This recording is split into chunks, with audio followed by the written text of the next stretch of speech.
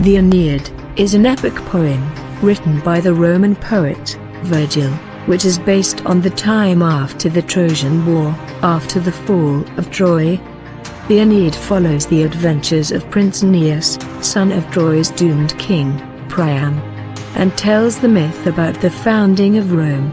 After the Trojan War had ended, Aeneas and other Trojan survivors left the fallen city of Troy, and set out for new lands. They landed on Thrace, but found it a dangerous place full of murder, and so continued on to Delos and Crete. There, Aeneas, one night, had a dream where he saw the gods telling him to settle in Italy. Paying heed to the advice, Aeneas set out to Italy the next day. While sailing to Italy, he and his men encountered many dangers. They battled the Harpies and the Cyclops. After quite a dangerous journey, the group eventually landed safely on the island of Sicily, where they planned to settle. Meanwhile on Olympus, the gods had heard a prophecy from the fates, that the nation Prince Aeneas would build, would one day defeat and destroy the city of Carthage. Now Carthage was the favorite city of the mother goddess, Juno. So, in an effort to save the city, and thwart Aeneas' plans, Juno commanded the winds to drive Aeneas' ship off course. But to her utter dismay, he landed in the countryside near Carthage. Coincidentally, Aeneas and his men were brought before the Queen of Carthage, whose name was Dido. Upon setting her eyes on Aeneas, Queen Dido immediately felt drawn to him. She offered her hospitality to Aeneas and his men, and sheltered them all the while they were in her city. Queen Dido asked Aeneas to tell her his story, so Aeneas proceeded to tell her the story of the fall of Troy, including the tale of the Trojan horse and the defeat of the city. Aeneas also told of his survival and escape from Troy, that he and his men wandered for 7 years, searching for a new home. They had traveled from Thrace to Crete, and to Sicily.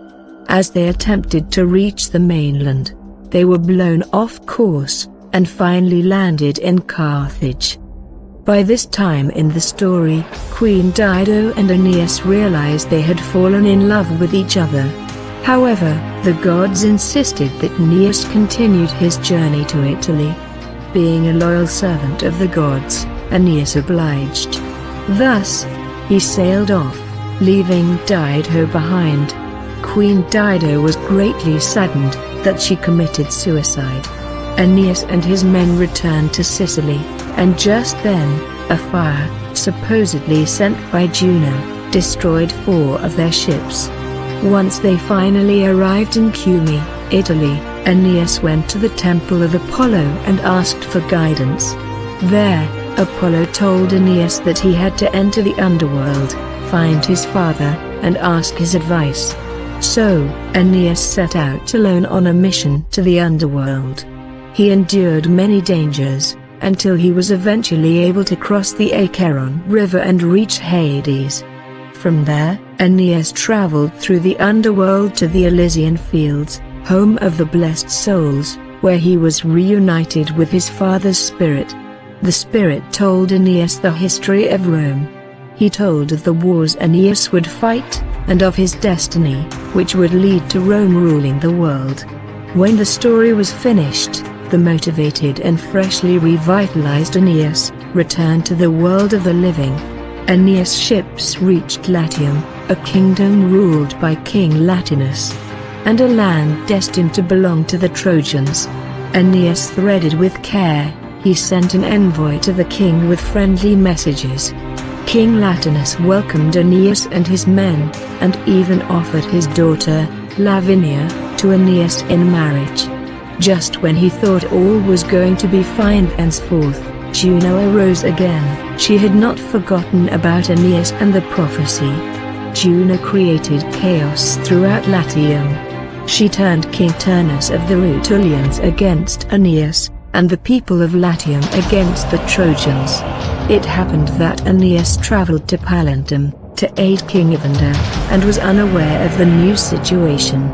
In his absence, Turnus attacked the Trojans. Aeneas returned to Troy, fought gallantly alongside his men, killed Turnus, and won the battle. The Trojans emerged victorious. At last, Aeneas and the Trojans were free to begin building their nation, Rome. And the prophecy came to pass.